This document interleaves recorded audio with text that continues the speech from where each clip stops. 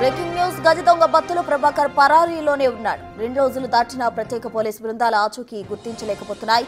హైదరాబాద్, వైజాగ్ ప్రాంతాల్లో బృందాలు గాలిస్తున్నాయి. పోలీసులకు దొరకకుండా చోరీల్లో కీప్యాడ్ ఉన్న ఫోన్ ఉపయోగించాడు ప్రభాకర్. అది కూడా సిమ్ లేకుండా టార్చ్ లైట్ కోసమే వాడేవాడని పోలీసులు చెబుతున్నారు.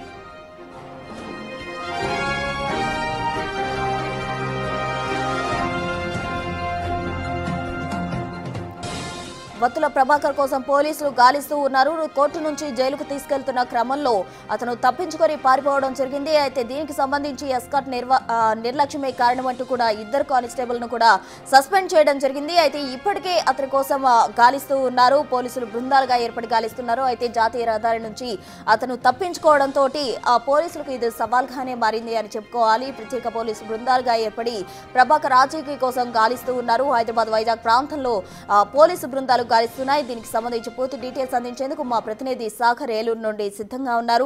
సాగర్, చెప్పండి, బత్తుల ప్రభాకర్ ఇప్పటికీ కూడా పరారీలోనే ఉన్న పరిస్థితి. 2 రోజులు దాటినా పోలీసు బృందాలు అతని ఆచూకీ కనుగొనలేకపోయాయి. మరి గాలింపు చర్యలు ఏ విధంగా ఉన్నాయి? కంప్లీట్ డీటెయిల్స్ ఏంటి? ప్రస్తుతం మోస్ట్ వాంటెడ్ క్రిమినల్ గజ దొంగ బత్తుల ప్రభాకర్ ఇంకా పరారీలోనే ఉన్నాడు. పోలీసులు అతని ఆచూకీ కనపడడానికి ముమ్మరంగా గాలిస్తున్నారని చెప్పుకోవచ్చు. 15 బృందాలుగా విడిపోయి పోలీసులు బత్తుల ప్రభాకర్ గురించి జల్లెడ పడుతున్నారు. ఇప్పటికే జాతీయ రహదారి వెంబడి సీసీ కెమెరాలకు సంబంధించిన ఫుటేజ్ అంతా కూడా పోలీసులు కలెక్ట్ చేసుకున్నారు. ఒక బృందం ఆ సీసీ ఫుటేజీలను పూర్తి స్థాయిలో పరిశీలిస్తున్నారని చెప్పుకోవచ్చు. మరొక బృందం వైజాగ్, ఇంకొక బృందం హైదరాబాదు, కేరళ, భీమవరం ప్రాంతాలకు వెళ్ళినట్లుగా మనకు తెలుస్తుంది. బత్తుల ప్రభాకర్ రాజమండ్రి సెంట్రల్ జైల్లో ఉన్నప్పుడు అక్కడ తోటి ఖైదీలతో ఎట్లా ఉండేవాడు, వారితో ఏమన్నా ఈ పారిపోవటం గురించి కానీ లేకపోతే అతని సమాచారం ఏమైనా షేర్ చేసుకున్నాడు అనే దాని మీద కూడా తోటి ఖైదీల నుండి పూర్తి సమాచారాన్ని సేకరిస్తున్నారు. ఇక్కడ ముఖ్యంగా గమనించాల్సింది, గజ దొంగ ప్రభాకర్ పారిపోయినప్పుడు అతని చేతికి బేడీలు అట్లానే ఉన్నాయి. ఎడమ చేతికి బేడీలు, అంటే 2 చేతులకు ఉన్న బేడీల్ని ఎస్కాట్ తొలగించాడు. దాంతో ఒక చెయ్యికి బేడీలు ఉండిపోయి ఆ బేడీల్ని తొలగించాలంటే తప్పనిసరిగా అతను ఏదన్నా ఒక ఐరన్ హార్డ్వేర్ షాప్కో, వెల్డింగ్ షాప్కో లేదా దానికి సంబంధించిన వారు ఎవరన్నా అతనికి సహాయం చేయాల్సి రావచ్చు.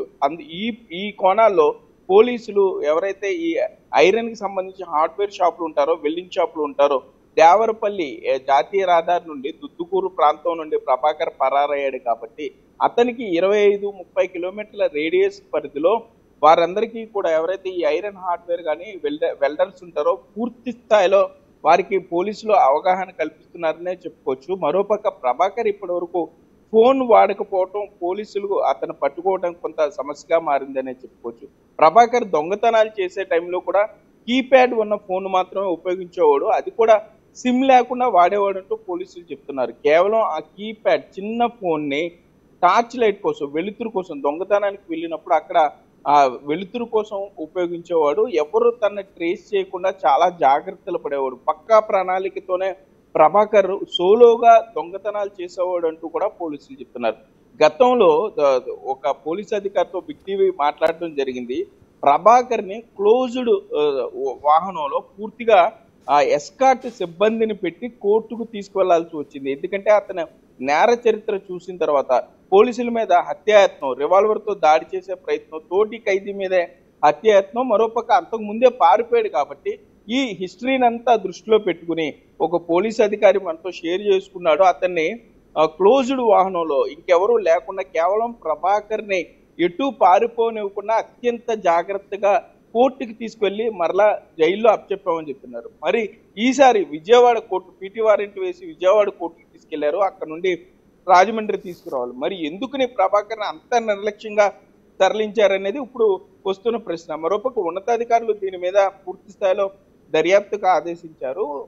ఎవరైతే ప్రభాకర్ కి ఎస్కాట్ గా చేస్తున్నాడో షడ్రక్ అనే కానిస్టేబుల్ ఇప్పటికే అతన్ని పోలీసు ఉన్నతాధికారులు సస్పెండ్ చేశారు. అతనికి గుండె సంబంధిత వ్యాధి ఉంది. గుండెకి సంబంధించి ఆపరేషన్ చేయించుకున్నాడని కూడా ఏదైతే పోలీసు ఉన్నతాధికారులకు అతను చెప్తున్నాడు. దేవరపల్లి పోలీసులకు ఇచ్చిన స్టేట్మెంట్ లో కూడా ఇదే విషయం చెప్పాడు. తనకి గుండె నొప్పిగా ఉంది, గుండె సంబంధిత ఆపరేషన్ చేయించుకున్నా కూడా ఉన్నతాధికారులు వినిపించుకోకుండా ఇంత మోస్ట్ వాంటెడ్ క్రిమినల్ కి ఎస్కాట్ గా పంపించారంటూ కూడా దేవరపల్లి పోలీసులకు అతను స్టేట్మెంట్ ఇచ్చాడు. మరొక పక్క దీని మీద కూడా పూర్తి స్థాయిలో పోలీసు ఉన్నతాధికారులు దృష్టి పెట్టారు. పారిపోవడానికి గల ఎవరు నిర్లక్ష్యంగా వ్యవహరించారనే దాని మీద పూర్తి స్థాయిలో పోలీసులు దృష్టి సారించారని చెప్తారు. మరోపక్క ప్రభాకర్ కి సంబంధించి సన్నిహితుల నుండి కూడా మిత్రులు బంధువుల మీద కూడా పూర్తి స్థాయిలో పోలీసులు నిఘా ఉంచారు ప్రస్తుతం.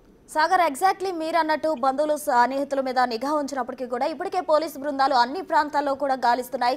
ఎవరు సపోర్ట్ లేకుంటే ఒక వ్యక్తి అంతలా దొరకకుండా ఉండడం ఇంపాసిబుల్ అది. సో ఏ విధంగా అతను పరారై ఉండొచ్చు అంటారు? ఎవరైనా సన్నిహితుల సపోర్ట్ ఉండుండొచ్చు అంటారా? పోలీసులు ఏమైనా చెప్పడం జరిగిందా దానికి సంబంధించి? అయితే ప్రభాకర్ గురించి పోలీసులు చాలా విస్తుపోయే నిజాలు చెప్తున్నారనే చెప్పుకోవచ్చు. సోలోగా అతను దొంగతనాలు చేస్తాడు. ఒక టార్గెట్ ఫిక్స్ చేసుకున్న తర్వాత అక్కడ రెక్కీ చేస్తాడు. సుమారుగా ఒక దొంగతనం చేయడానికి అతను వారం నుండి 2 వారాల టైం తీసుకుంటాడు, ఎక్కడ దొరకకుండా ఉండటానికి. అవసరమైతే దొంగతనానికి వెళ్ళేటప్పుడు అతను ఏదైనా ఒక కారు కానీ లేకపోతే సైకిల్ కానీ ఉపయోగిస్తాడు. అక్కడికి వెళ్ళిన తర్వాత కూడా దొంగతనం పూర్తయిన తర్వాత వెంటనే అక్కడికి వేసుకెళ్లిన డ్రెస్ కారులో చేంజ్ చేసేస్తాడు. సైకిల్ అయితే కనుక వెంటనే వేసుకున్న డ్రెస్ని ఎక్కడైనా పడివేసి అతను సైకిల్ మీద, అంటే ఎవరు పోలీసులు ఎవరు కూడా ఆపరు, సైకిల్ని లేకపోతే కారుని ఆపే పరిస్థితులు ఉండవు అన్న ఆలోచనతోనే ప్రభాకర్ సోలోగా చాలా పక్కా ప్రణాళికతో దొంగతనాలు చేస్తాడని పోలీసులు అయితే చెప్తున్నారు. ఈ యాటిట్యూడ్, ఈ వే ఆఫ్ స్టైల్ ఉన్నటువంటి ఈ ప్రభాకర్ను పట్టుకోవడానికి అయితే పోలీసులకి కొంత కష్టతరంగా మారిందని చెప్పుకోవచ్చు. మీరు అన్నట్టుగా అతను అసోసియేట్ ఎవరైతే ఉంటారో దొంగలు ఉన్నా కూడా, అనుచరులు ఎవరైనా ఉన్నా కూడా పూర్తి స్థాయిలో అతను పట్టుకోవడానికి అవకాశం ఉంటుంది. కానీ అతను పూర్తి స్థాయిలో అతను లగ్జరీస్ గా ఉంటాడు. హైదరాబాదు అద్దెకు 2-3 లక్షల అద్దె ఉన్నటువంటి విల్లాస్ లో నివాసం ఉంటాడు. పబ్బులు రాత్రంతా కూడా గతంలో అతను ప్రిజం పబ్ లో కాల్పులు జరిపిన సమయంలో ఒక స్నేహితుడి సహాయం తీసుకున్నట్టు కూడా మనకు సమాచారం అందింది. ఆ సమయంలో మరి ఆ విధంగా ఇప్పుడు కూడా ఎవరైనా ఉండుండొచ్చు అంటారా? ఇప్పుడు అదే కోణంలో పోలీసులు దర్యాప్తు చేస్తున్నారు. ఆ లీడ్ తీసుకునే ఎవరితో ప్రభాకర్ అత్యంత సన్నిహితంగా ఉన్నాడనే దాని మీద కూడా వెరిఫై చేస్తున్నారు. ఇందులో భాగంగానే రాజమండ్రి సెంట్రల్ జైల్లో ప్రభాకర్ కి సంబంధించి మాట్లాడిన వాళ్ళతో చనువుగా ఉన్న వారి నుండి కూడా సమాచారం సేకరిస్తున్నారు. పాత కాంట్రాక్టులను కూడా, అంటే ప్రభాకర్ కి సంబంధించి ఇప్పటి వరకు రాష్ట్రంలో 90కి పైగా కేసులు ఉన్నాయి. ఈ కేసులతో లింక్ అయి ఉన్నటువంటి పోలీసు అధికారులందరినీ, ఇప్పటికే అతన్ని అరెస్ట్ చేసిన పోలీసు అధికారులు, అతన్ని తరలించేటప్పుడు విధి నిర్వహణలో ఉన్నటువంటి పోలీసు అధికారులను కూడా ప్రభాకర్ గాలింపు చర్యలో భాగం చేశారు. వారందరూ కూడా ప్రభాకర్ గురించి ప్రతిదీ తెలుసు కాబట్టి, వారికి ప్రభాకర్ ఎప్పుడు ఎలా ఆలోచిస్తాడో తెలుసు, ఎట్లా బిహేవ్ చేస్తాడో తెలుసు కాబట్టి వారందరి సహాయం కూడా పోలీసు అధికారులు. ఎందుకంటే ఇది పోలీసు అధికారులు చాలా ఛాలెంజింగ్ గా చెప్పుకోవచ్చు.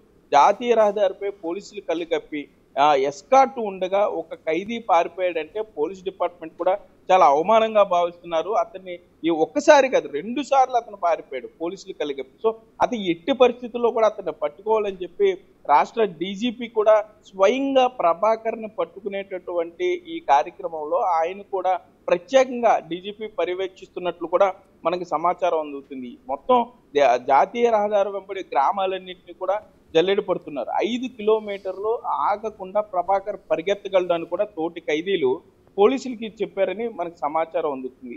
ప్రతిరోజు ఉదయాన్నే లేవగానే వ్యాయామం చేస్తాడు, జాగింగ్ చేస్తాడు, కంటిన్యూగా ఆపకుండా పరిగెడతాడు. అదే అతనికి కలిసి వచ్చిన అంశంగా కూడా ఎప్పుడు కూడా ఫిజికల్ ఫిట్నెస్ మీద ప్రత్యేక దృష్టి పెడతాడని కూడా చెప్తున్నారు. కాకపోతే అసలు ఇంకొక 10 నిమిషాల్లో రాజమండ్రి సెంట్రల్ జైలుకి వెళ్ళిపోతారు వాళ్ళు. అటువంటి సమయంలో విజయవాడ నుండి వచ్చారు, 10 నిమిషాల్లో ఆ డెస్టినేషన్ కి చేరుకుంటారు. అటువంటి సమయంలో అసలు టీ తాగుదాం, టిఫిన్ చేద్దాం అన్న ఆలోచన ఎవరికి వచ్చింది అనే దాని మీద కూడా పోలీసులు పూర్తి స్థాయిలో వెరిఫై చేస్తున్నారు. ప్రభాకర్ తో పాటు అప్పుడు అదే ఎస్కాట్ వాళ్ళు 2 గంజాయి స్మగ్లర్లు, గంజాయిని తరలించేవారు కూడా ఉన్నారు. వారి దగ్గర కూడా, అంటే ఏమైనా ప్రభాకర్ కారులో మాట్లాడి విడివిడిగా అందరితో కూడా పోలీసులు మాట్లాడి వారి నుండి సమాచారాన్ని, ఆ రోజు ఎస్కాట్ వాహనంలో ఏం జరిగింది అనే దాని మీద పూర్తి స్థాయిలో సమాచారం తీసుకుంటున్నారని చెప్పుకోవచ్చు. విజయవాడ కోర్టుకు వెళ్ళినప్పుడు, అంటే రాజమండ్రి సెంట్రల్ జైలు నుండి విజయవాడ కోర్టుకు వెళ్ళినప్పుడు కానీ, విజయవాడ కోర్టు నుండి బయలుదేరినప్పుడు కానీ ఈ మధ్యలో ఏం జరిగింది, ఎవరితో ఉన్న ఫోన్లో మాట్లాడాడు. ఒక్కొక్కసారి పోలీసు అధికారులు జాలి పడుతూ ఉంటారు. ఫోన్ బంధువులతో మాట్లాడుకోవాలి, లేకపోతే పిల్లలతో మాట్లాడాలి, ఫోన్ ఒకసారి ఇవ్వండి, లేకపోతే పక్కన వాళ్ళ ఫోన్లు అడిగే అవకాశాలు ఉంటాయి.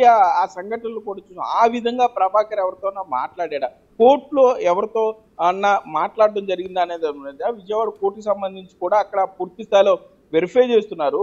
ఎవరైనా ప్రభాకర్ ఎస్కాట్ వాహనాన్ని ఫాలో అయ్యారా అనే దాని మీద కూడా పోలీసులు పూర్తి స్థాయిలో దర్యాప్తు చేస్తున్నారు. ఇప్పటికే కొవ్వూరు టోల్గేట్, నల్లజర్ల టోల్గేట్, కలపర్రు, మరోపక్క పూర్తి స్థాయిలో ఎక్కడైతే టోల్గేట్లు మెయిన్ పాయింట్లు ఉన్నాయో ఆ మెయిన్ పాయింట్ల ప్రతి మెయిన్ పాయింట్ టోల్గేట్ వద్ద కూడా క్లోజ్డ్ ఆ కంట్రోల్ రూమ్ లో పోలీసులు అక్కడే ఉన్నారని చెప్పుకోవచ్చు. రాత్రి పగలు తేడా లేకుండా పూర్తి స్థాయిలో ప్రభాకర్ని పట్టుకోవడానికి జల్లెడిపోతున్నారు. కానీ పోలీసుల ప్రయత్నాలకు మించి ప్రభాకర్ చాకచక్యంగా తప్పించుకుంటున్నాడు.